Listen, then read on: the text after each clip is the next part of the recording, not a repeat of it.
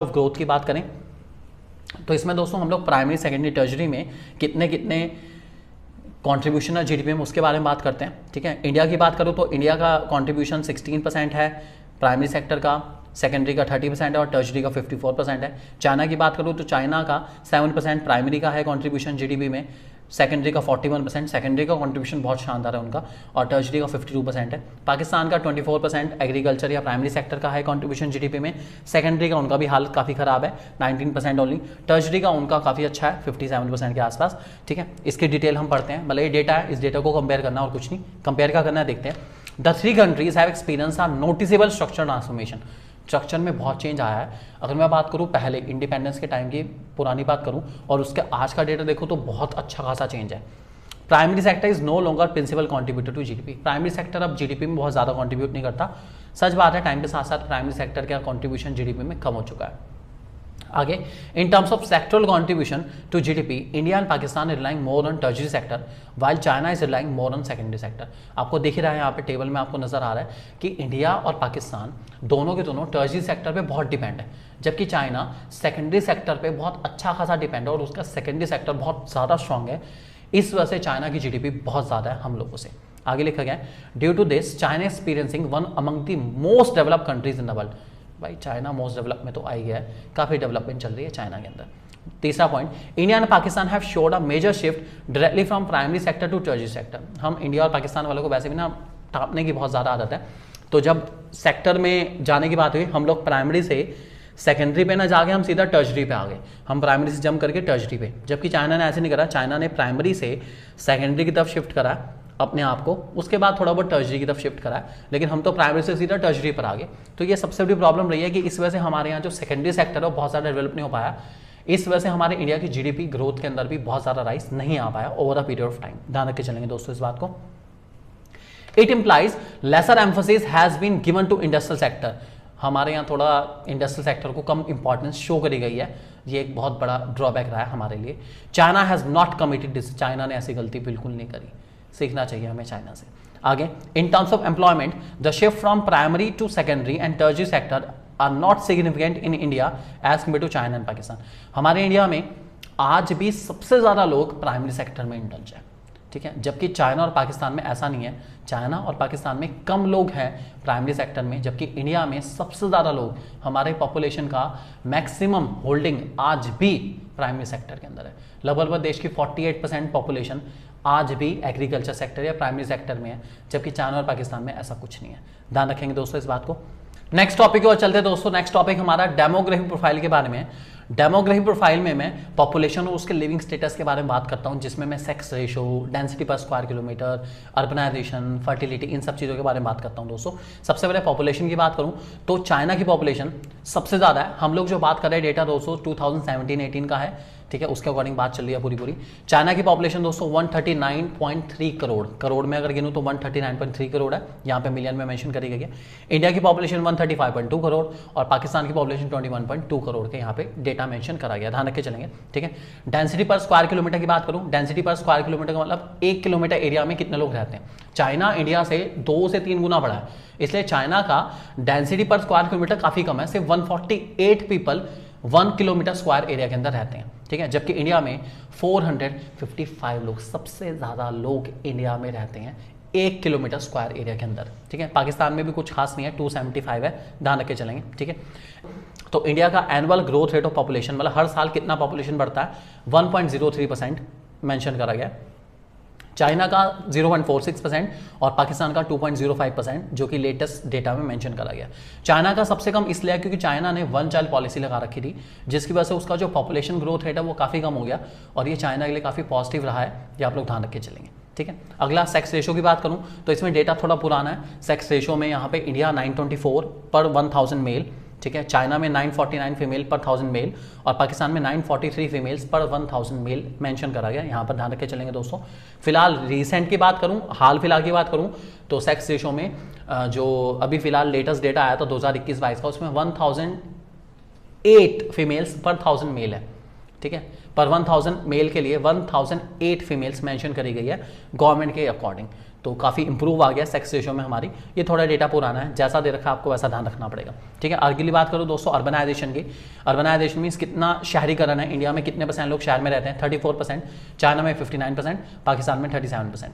Fertility की बात करूँ, फर्टिलिटी एक्चुअल में पर वुमेन कितना बच्चा है उसको मेजर करता है कि पर वुमेन कितने बच्चे हैं इंडिया के अंदर, that is called fertility rate, ठीक है।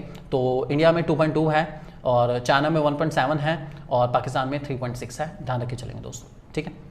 तो ये सारा डेटा हमने इसका कंपेयर कर लिया। आप इसको रीड करना चाहें तो रीड कर सकते हैं। रीड करने में ये सारी डिटेल को मेंशन करा गया और कैसे एक्सप्लेन करना है उसकी डिटेल आपको सारी की सारी वीडियो में मिल रही है, आप देखना चाहें देख सकते हैं। हर एक चीज़ को बहुत अच्छे से इलेबोरेटिव मैनर में आपको समझाया गया है ताकि आप उसको बहुत अच्छे से समझ पाएँ। जो अलग पॉइंट है वो बता देता हूँ। यहाँ पर हमारा फर्स्ट वाला पॉइंट तो पॉपुलेशन के बेस पर है, मैंने आपको बता दिया, बहुत ही सिंपल है कि इंडिया और चाइना 38% लोगों का घर है, काफ़ी ज़्यादा हो गया, ठीक है, ध्यान रख के चलेंगे। अगला, both for India and China larger size of population is the hindrance in the process of growth as require huge amount of maintenance investment to maintain existing standard of living. लोगों के खर्चे उठाने में, लोगों का स्टैंडर्ड मेंटेन करने में सरकार को बहुत पैसा खर्च करना पड़ जाता है। इस वजह से हम लोग ज़्यादा से ज़्यादा या जो डेवलपमेंट इन्वेस्टमेंट है, जो देश की तरक्की में इन्वेस्ट करना है, वो कम कर पाते हैं। ये एक बहुत बड़ा रिस्पॉन्स या रीज़न है हमारी कम तरक्की होने का, ध्यान रख के चलेंगे। Growth rate of population continues to be fairly high in India. India में काफ़ी पॉपुलेशन ग्रोथ रेट है, मैंने आपको बताया, ठीक है, जबकि चाइना में कम है, वन चाइल्ड पॉलिसी की वजह से। तीसरा, उसके बाद 4th पॉइंट की ओर आ जाए। China has low density of population as compare to India and Pakistan, this is because of large geographical area of China. मैंने आपको बताया चाइना का एरिया बहुत ज़्यादा बड़ा है, इसलिए चाइना में पर किलोमीटर स्क्वायर में से 148 लोग रहते हैं, जबकि इंडिया में 455 और पाकिस्तान में 275 रहते हैं, ध्यान रख के चलेंगे।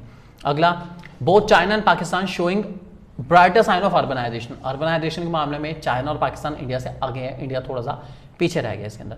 उसके बाद अगला पॉइंट, सेक्स रेशो भी बायस्ड है इंडिया में, पुराना डेटा के अकॉर्डिंग इंडिया में सिर्फ 924 है पर 1000 मेल, जबकि पाकिस्तान में 943 और चाइना में 949 है, ऐसा यहाँ पे मेंशन करा गया है। और इंडिया में ऐसा इसलिए है क्योंकि इंडिया में फीमेल फ्यूटिसाइड बहुत ज़्यादा है, इस रीज़न की वजह से, ठीक है। ये एक बहुत बड़ा ड्रॉबैक है इंडिया में, जो सेक्स रेशो हमारी कम रही है पास्ट में। अब थोड़ा थोड़ा इसके अंदर इंप्रूवमेंट आ चुका है, ध्यान रख के चलेंगे दोस्तों। अगला हम लोग HDI इंडिकेटर्स की बात करते हैं। ह्यूमन डेवलपमेंट के बेस पर भी हमारा बहुत इंपॉर्टेंट टॉपिक आ सकता है दोस्तों, मेंशन करा जाएगा डेटा और आप लोग ध्यान रख के चलेंगे। फिलहाल इसमें आपको जो ध्यान रखना है, याद रखना है, वो एक तो ह्यूमन डेवलपमेंट की वैल्यू इंडिया की 0.645, चाइना की 0.761 और पाकिस्तान की 0.557। और रैंक भी आप ध्यान रख के चलेंगे दोस्तों, इंडिया की 130, चाइना की 87 और पाकिस्तान की 154 रैंक है, ये आप ध्यान रख के चलेंगे। ये मेन है, बाकी तो कंपेरेबल है, बाकी मेंशन होगा, आपको कंपेयर करना है और कुछ नहीं करना। चलिए दोस्तों, अब जरा HDI के इस टेबल का डेटा पढ़ते हैं और इस डेटा के बेस पर कंपैरिजन डेवलप करते हैं कि कैसे हमें इसको कंपेयर करना है। शुरू करते हैं पहले पॉइंट के साथ। लिखा गया, in the year 2019 the HDI value of for China, India and Pakistan were 0.761, 0.645 and 0.557, ठीक है, हमने पीछे पढ़ा, ध्यान रख के चलेंगे, ठीक है। Higher HDI ranking of China, China की HDI रैंकिंग सबसे ऊपर थी, इंडिया पाकिस्तान से ऊपर थी, और उसका एक बहुत बड़ा रीजन था चाइना की पर कैपिटा GDP बहुत ज़्यादा है, प्रोडक्शन बहुत ज़्यादा होता है, इसलिए हर इंसान के हिस्से में ज़्यादा आता है, इसलिए चाइना का स्टैंडर्ड ऑफ लिविंग इंडिया और पाकिस्तान से बहुत बेटर है, इसलिए उसकी रैंकिंग भी बेटर है, ठीक है। यहाँ पर कैपिटा GDP आपको मैंशन करी है, चाइना की $16,057 US डॉलर की बात चल रही है, ठीक है। इंडिया में 6681 $6,681 US डॉलर और पाकिस्तान में से 5,005 US डॉलर, ध्यान रख के चलेंगे। अगला, China has also perform better than India and Pakistan in area of nourishment. Nourishment के मामले में चाइना ने अच्छा परफॉर्म करा है। Only 8.1% of China population is under nourish, while in case of India Pakistan it is 37.9 and 37.6, बराबर ही है भाई। इंडिया पाकिस्तान में अंडर नरिशमेंट बहुत ज़्यादा है, जबकि चाइना में बहुत अच्छा परफॉर्म हुआ है, काफ़ी इंप्रूवमेंट है चाइना के अंदर। अगला पॉइंट, इन्फेंट मोर्टेलिटी रेट के मामले में चाइना में सिर्फ 7.4 है पर 1000, जबकि इंडिया में 29.9 है और पाकिस्तान में 57.2। पाकिस्तान में काफ़ी ज़्यादा इन्फेंट मोर्टेलिटी रेट है। इन्फेंट मोर्टेलिटी रेट आपको बताया कि 1 साल से कितने कम उम्र के बच्चे हैं जिनकी डेथ 1 साल से पहले हो जाती है, 1 ईयर से पहले कितने बच्चों की डेथ हो जाती है बोर्न के बाद या बर्थ के बाद, that is called infant mortality rate. अगला पॉइंट दोस्तों मैटरनल मोर्टेलिटी रेट पर है। मैटरनल मोर्टेलिटी रेट मेजर करता है कि बर्थ देते समय कितनी महिलाओं की डेथ हो जाती है पर 1 लाख केसेस में ऐसे रेट को हम लोग मैटरनल मोर्टेलिटी रेट कहते हैं। ये 29 पर लाख है चाइना में, इंडिया में 133 पर लाख है और पाकिस्तान में 140 पर लाख है। ध्यान रख के चलेंगे दोस्तों। अगला, in the area of improve sanitation, sanitation के मामले में चाइना ने बहुत अच्छा परफॉर्म करा है। 75% लोगों के पास अच्छी सैनिटेशन फैसिलिटी है, जबकि इंडिया और पाकिस्तान में 60% लोगों के पास है। ध्यान रख के चलेंगे दोस्तों। आगे बढ़ते हैं। Common success story of India और पाकिस्तान, इंडिया और पाकिस्तान में क्या क्या कॉमन है वो सुन लीजिए आप। दोनों की पर कैपिटा इनकम बढ़ी है टाइम के साथ साथ, अच्छी बात है। दोनों की फूड प्रोडक्शन भी बढ़ा है पॉपुलेशन के साथ साथ, जो कि बहुत अच्छी बात है। दोनों की दोनों कंट्री ने फूड सेल्फ सफिशिएंसी अचीव कर ली है और न्यूट्रिशनल स्टेटस भी इंप्रूव हुआ, जो कि बहुत अच्छी बात है।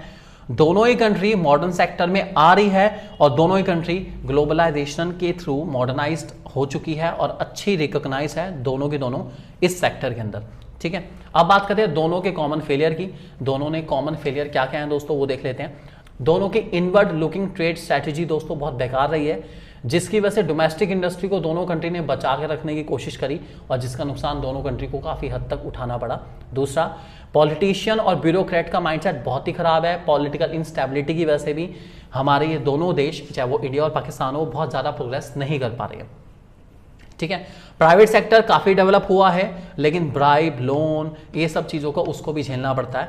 और नेशनल हॉबी है टैक्स अवेजन, टैक्स की चोरी करना, ये नेशनल हॉबी है लोगों की। टैक्स बचाने में और टैक्स की चोरी करने में सब लोग इंडिया और पाकिस्तान दोनों ही कंट्री में माहिर हैं, काफ़ी एक्सपर्ट हैं। ठीक है, उसके बाद बोरोइंग्स की बात करें तो दोनों ही कंट्री के ऊपर बहुत अच्छी खासी बोरोइंग्स है। 7 से 8% बोरोइंग है फिजिकल डेफिसिट, जो कि बहुत ज़्यादा है। फिजिकल डेफिसिट 7 से 8% होना बहुत ज़्यादा माना जाता है दोस्तों, काफ़ी ज़्यादा है। ठीक है, लार्ज प्रोपोर्शन टैक्स इवेजन का, या जो टैक्स कलेक्शन होता है वो डिफेंस पर खर्च करते हैं। दोनों की दोनों अपने आप के हथियार लाने में बहुत पैसा खर्च कर देते हैं कि हम एक दूसरे से लड़ने के लिए बहुत पैसा खर्च कर रहे हैं, अलग अलग इक्विपमेंट लाके, डिफेंस इक्विपमेंट लाके, जो कि बहुत ही बेवकूफ़ों वाली बात है, लेकिन करते हैं दोनों कंट्री। ठीक है, उसके बाद दोनों कंट्री के अंदर गैप है फॉर्मुलेशन और इम्प्लीमेंटेशन के नंबर। पॉलिसी बहुत अच्छी बनाते हैं दोनों के दोनों, लेकिन इंप्लीमेंट करने में बहुत ही बेकार है दोनों के दोनों, बहुत ही ख़राब तरीके से इंप्लीमेंट करते हैं। ठीक है, और अर्बन फैसिलिटीज़ या अर्बन सर्विसेज जैसे वाटर, इलेक्ट्रिसिटी, ट्रांसपोर्ट, इनकी भी हम कहें तो अभी कमी है दोनों कंट्री के अंदर, बहुत अच्छे से डेवलप नहीं हो पाई over the period of time. इन चीज़ों पर भी काम करना पड़ेगा दोनों कंट्री को। उसके बाद कौन कौन से एरिया है जहाँ पर इंडिया पाकिस्तान से आगे है। पाकिस्तान से इंडिया आगे है मैन पावर के मामले में, रिसर्च के मामले में इंडिया बहुत आगे है। ठीक है, और इंडिया ने सॉफ्टवेयर एक्सपोर्ट में बहुत अच्छा खासा रूल करा है। पाकिस्तान अभी काफ़ी पीछे है इसके अंदर। इंडिया के साइंटिस्ट बहुत अच्छे हैं डिफेंस टेक्नोलॉजी में। हमारा इसरो ऑब्वियसली बात है बहुत अच्छा है, नासा के बाद हमारा इसरो की भी काफ़ी इंपॉर्टेंस है वर्ल्ड के अंदर, जबकि पाकिस्तान का ऐसा कुछ है नहीं खास, बहुत पीछे है इस मामले में। स्पेस रिसर्च, इलेक्ट्रॉनिक में इंडिया काफ़ी आगे है, पाकिस्तान बहुत पीछे है। ठीक है, और उसके बाद साइंस, पीएचडी वगैरह के बारे में करें हम लोग, साइंस में पीएचडी वाले लोग भी हमारे इंडिया में काफ़ी ज़्यादा है, जबकि पाकिस्तान में कोई खास नहीं है। ठीक है, और एडल्ट लिटरेसी रेट में भी इंडिया बहुत आगे है, फीमेल लिटरेसी रेट में भी इंडिया बहुत आगे है, जबकि पाकिस्तान इसमें बहुत पीछे है और वहाँ पर बच्चे ज़्यादा पढ़ना पसंद नहीं करते, ऐसा मेंशन करा गया बुक्स में। ठीक है, उसके बाद कुछ एरिया ऐसे हैं जहाँ पे पाकिस्तान इंडिया से आगे है। पाकिस्तान एग्रीकल्चर माइग्रेशन में बहुत अच्छा है, पाकिस्तान की बहुत अच्छी खासी पॉपुलेशन एग्रीकल्चर से बाकी सेक्टर में शिफ्ट हुई है, जबकि इंडिया में ऐसा कुछ नहीं हुआ। और अर्बनाइजेशन के मामले में भी पाकिस्तान इंडिया से काफ़ी अच्छा है। पाकिस्तान में काफ़ी ज़्यादा लोग शहरों में रहते हैं, जबकि इंडिया में कंपैरेटिवली कम रहते हैं। ठीक है, पाकिस्तान की पॉवर्टी लाइन भी इंडिया से कम है और पाकिस्तान में गरीब लोग इंडिया से कम है कंपैरेटिवली, ऐसा मेंशन करा गया है। ठीक है, एक्सटर्नल ट्रेड के मामले में पाकिस्तान ने अच्छा करा है इंडिया से। उसके बाद एफिशिएंसी ऑफ इन्वेस्टमेंट पाकिस्तान की बेटर है, इन्वेस्टमेंट का रिटर्न पाकिस्तान में ज़्यादा मिलता है, ऐसा यहाँ पे मेंशन करा गया, ध्यान रख के चलेंगे। और पाकिस्तान ने आउट बैटल करा है improve water resources. Water resources के मामले में पाकिस्तान ज़्यादा बेटर है, वहाँ पे ज़्यादा नदियाँ हैं कंपैरेटिवली इंडिया से, साइज़ के अकॉर्डिंग बता रहे हैं, पाकिस्तान में नदियाँ ज़्यादा है साइज़ के अकॉर्डिंग। ठीक है, उसके बाद चाइना इंडिया से किस किस चीज़ में आगे दोस्तों वो बता दूँ आपको।